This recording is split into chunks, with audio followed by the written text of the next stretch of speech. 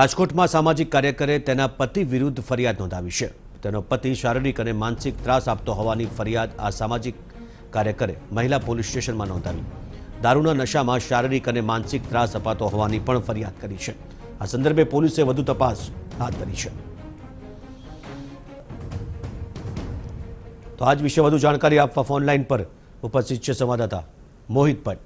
મોહિત, સામાજિક કાર્યકરે તેના પતિ સામે ફરિયાદ નોંધાવી છે, શું છે સમગ્ર બાબત?